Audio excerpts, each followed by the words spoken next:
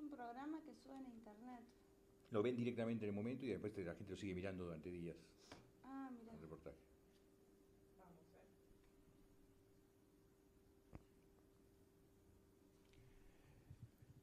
Estamos con Vicky Donda. Vicky Donda es diputada nacional, además de diputada, tiene una historia personal que la lleva a la lucha con los movimientos sociales. Sin embargo, de repente se ha convertido en enemiga de la causa nacional y popular. ¿Qué es lo que pasó? Y pasó que no estoy de acuerdo, con muchas cosas, que creo que las cosas que están bien hay que apoyarlas, pero creo que las cosas que están mal hay que criticarlas. Y se ve que hay mucha gente que debe tener muchas cosas ocultas, entonces no les gusta que esas cosas salgan a la luz o que se critiquen. Pero bueno, pero una cosa es que digamos, a mí lo que me llama la atención es la forma en que vos por ahí sos atacada. Yo digo, hay cantidad de gente que piensa distinto, hay cantidad de gente que... Pero sin embargo, específicamente con vos, hay como una especie, como si hubiese una decepción por parte de esta gente, de alguna clase que yo no entiendo, que no justifico tampoco, pero digamos, ¿por qué piensas vos que sucede así? ¿Por qué hay tanto encono?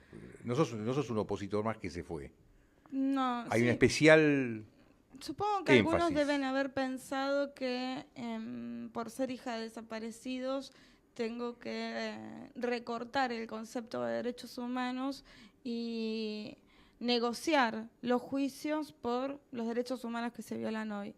Y yo creo que en realidad los derechos humanos hay un solo concepto, no se puede recortar. ¿Qué quiere decir negociar? Perdóname que te interrumpa. ¿Qué quiere decir negociar los juicios por los derechos humanos que se violan hoy? A ver, muchos plantean que sin este gobierno los juicios no continuarían adelante, entonces que hay algunas cosas que hay que callarse. Por ejemplo, la situación de las comunidades originarias en el interior del país. Si uno dice, bueno, este gobierno nacional que habla de derechos humanos está en Formosa, está representado por Shirley Fran, que sistemáticamente viola desde el Estado los derechos humanos de las comunidades originarias, de los formoseños y formoseñas de ese lugar, está haciendo funcionar la derecha. Si vos decís, este gobierno nacional tiene como representante en la provincia de Buenos Aires a Scioli, que mantiene un aparato estatal, la policía de la provincia, que desaparece a jóvenes como Luciano Arruga, un joven de 16 años que hace 2 años está desaparecido, está haciendo funcionar a la derecha. O sea que hay algunas cosas que uno no puede decir porque parece que sos funcional a la derecha. Y bueno, la verdad es que yo creo que hay que ser sincero.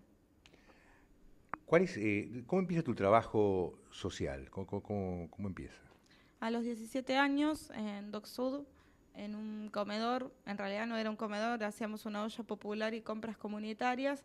Hoy es un comedor que se llama Arcoiris, ahí en Villa Inflamable. Villa Inflamable. Sí, ¿Es cierto que a veces sale fuego de la calle? sí, es cierto. ¿Cómo es eso? Y cuando estás en las casillas que están más cerca del polo petroquímico, debe pasar, la verdad es que yo no entiendo mucho de química, pero debe pasar algún gasoducto cerca, y si hay chispas o algo en el aire, a veces se prende fuego.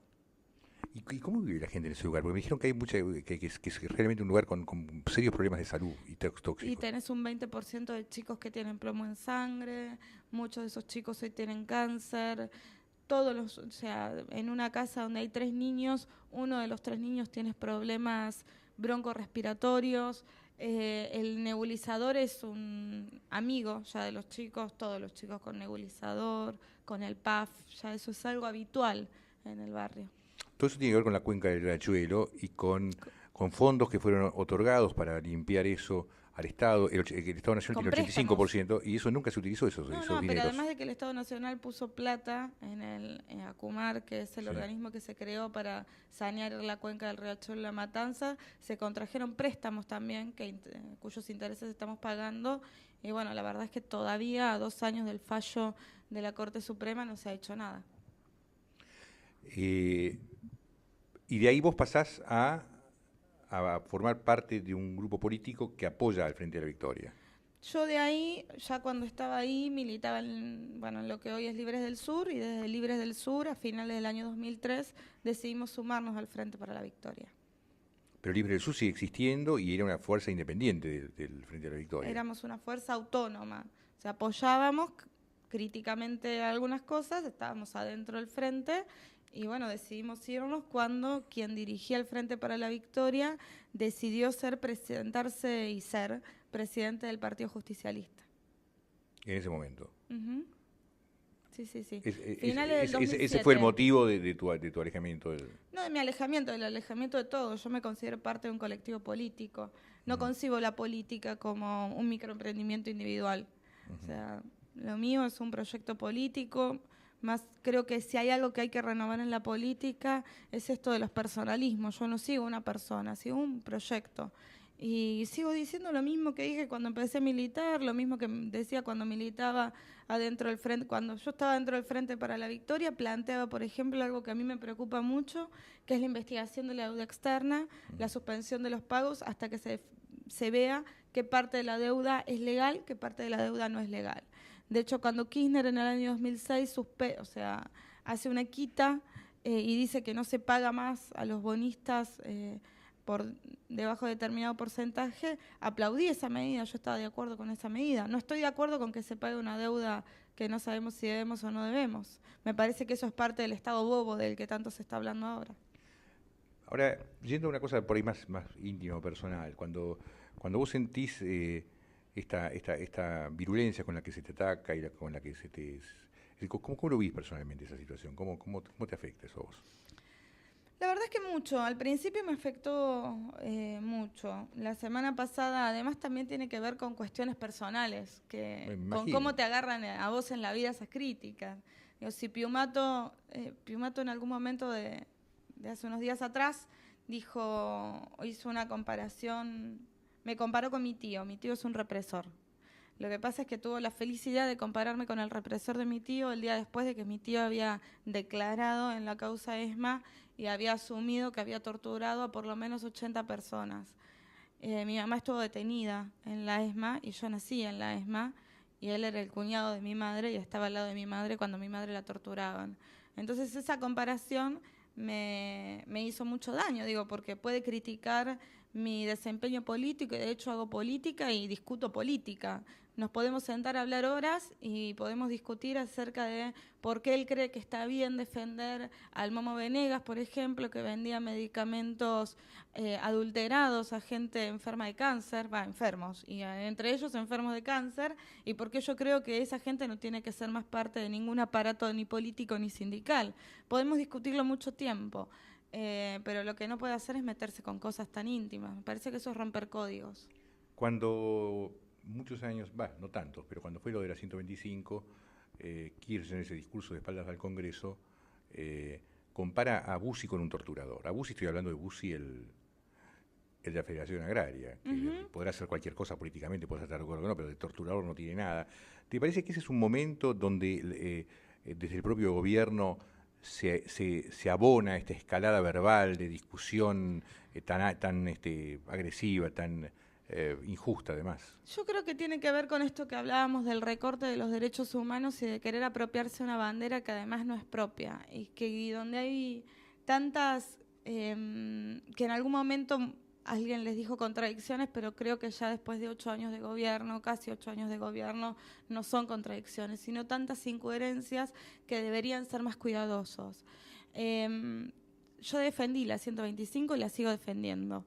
Creo que las retenciones tienen que ser móviles y segmentadas. Y no tengo ningún problema en discutirlo con Bussi, con De Angelis, con Migens, con quien se me ponga adelante. La verdad es que creo que he demostrado que no tengo miedo a la discusión. Y sigo sosteniendo lo mismo que dije antes. Ahora, no me parece que Bussi sea un torturador. Me parece que Bussi se equivocó en llevar a la Federación Agraria a una alianza con la sociedad rural. Ahora, también hay que recordar que quienes tenían una alianza con la sociedad rural era el propio gobierno nacional. De hecho, era una de las cosas que nosotros discutíamos con ellos.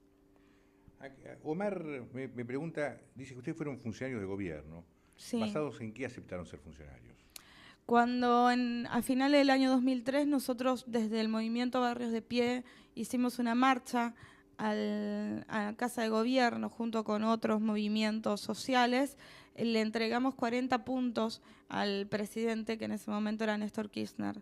De esos 40 puntos, el 24 de marzo del 2004 se habían cumplido muchos de ellos, por lo menos 15, entre los que estaba la renovación de la Corte Suprema, el aumento a los jubilados, entregar la ESMA a los familiares. Hicimos un plenario nacional, votamos por delegados con nuestros compañeros y decidimos entrar al gobierno nacional porque creíamos que tal vez había posibilidades de, sumándonos a esa convocatoria que nos hacían de crear un nuevo espacio político, enterrar la vieja política, podíamos ayudar a profundizar las transformaciones. ¿Y cómo ves las transformaciones que se han hecho y las que no se han hecho? ¿Cuál sería tu visión de la política actual? Yo creo que hay algunas cosas que se hicieron muy bien y me parece que hay dos puntos muy fuertes que tiene este gobierno que hay que rescatar. Uno es la política exterior. O sea, el sentirnos parte de un bloque latinoamericano. Yo profundizaría ese tipo de relaciones. Me parece que no deben ser relaciones solo de índole comercial. Y creo que el Mercosur es una herramienta tan necesaria que hay que fortalecerla. Hoy no es más que una máscara.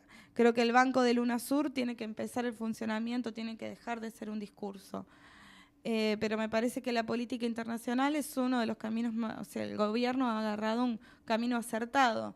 No hay forma de ser competitivos en el mundo si uno no está inserto en un bloque regional más fuerte. Lo ha mostrado la Comunidad Europea, lo han mostrado otros países de otras características y en otras latitudes.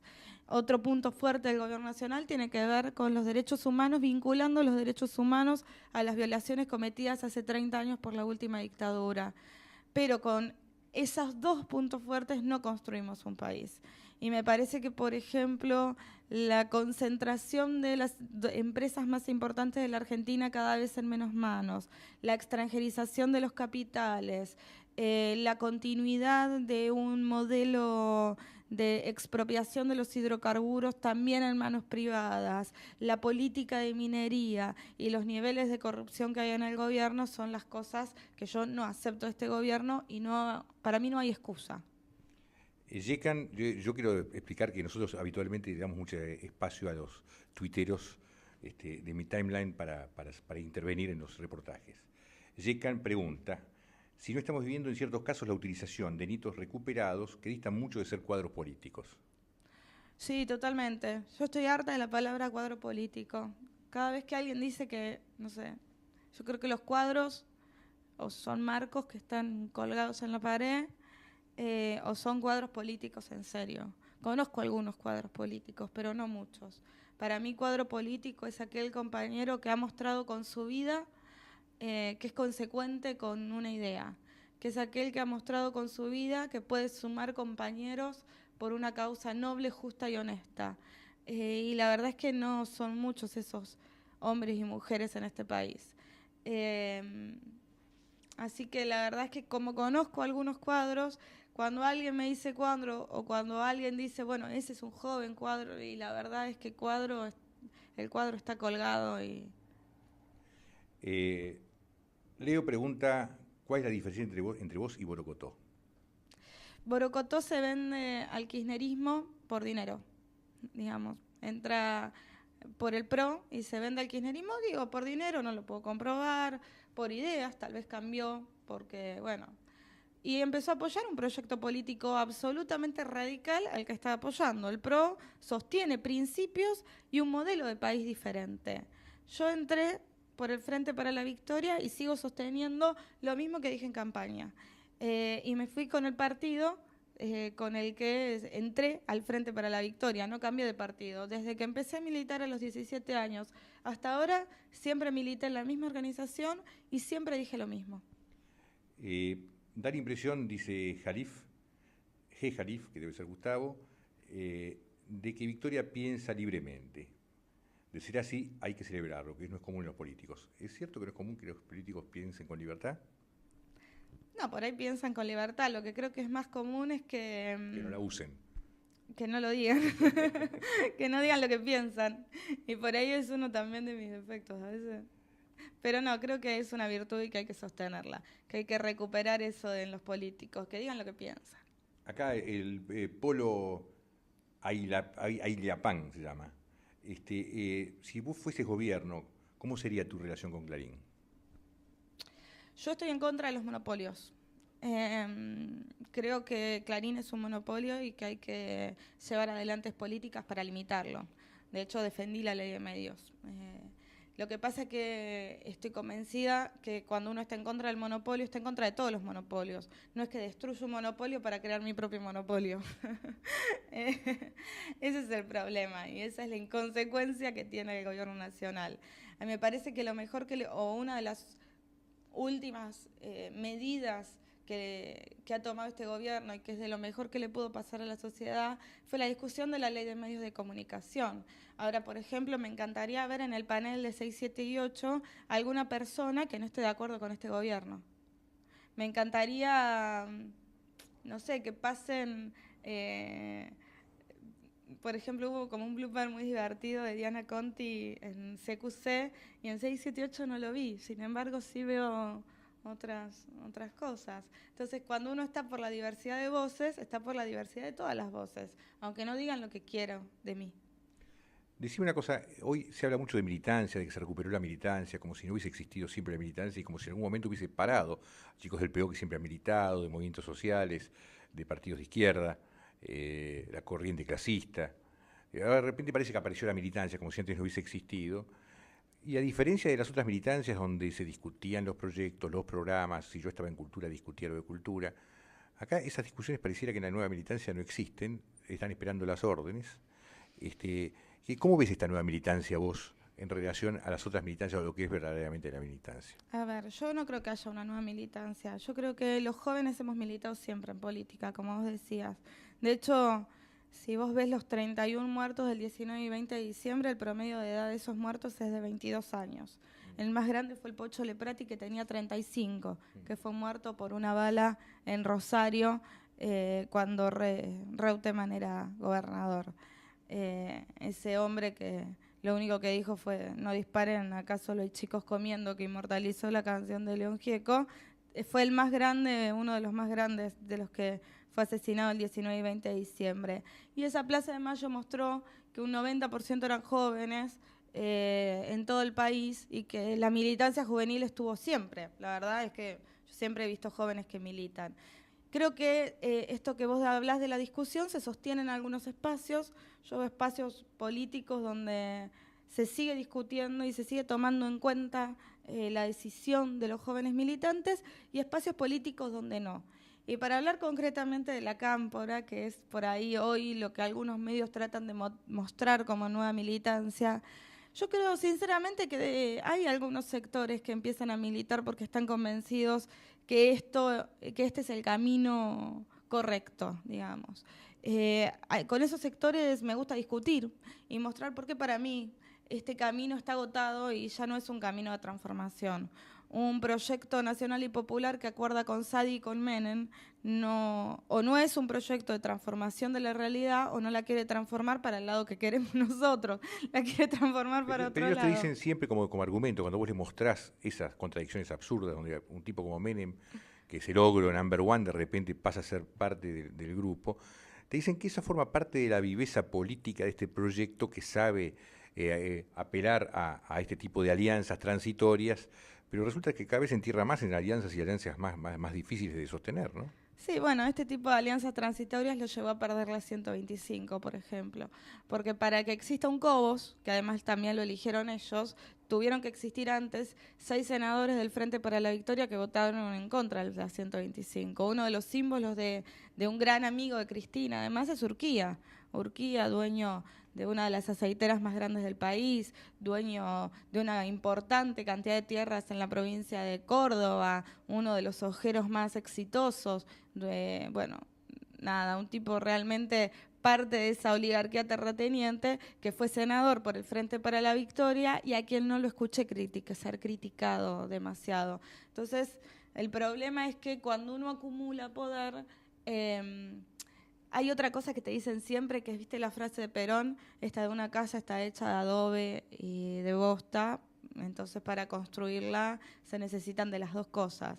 Bueno, yo siempre les digo, el problema es que cuando vos te pasás con la bosta, hay tanto olor adentro de la casa que ya no podés vivir. Y realmente creo que hoy lo que le pasa al Frente para la Victoria es eso.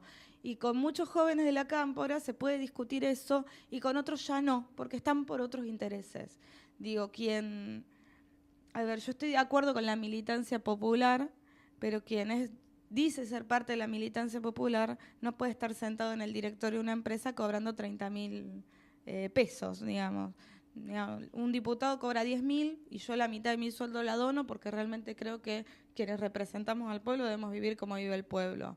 Y la verdad es que me parece bárbaro que el Estado nombre directores en las empresas en las que tiene acciones. Ahora no me disfraces eso de militancia nacional y popular. Sos un empresario.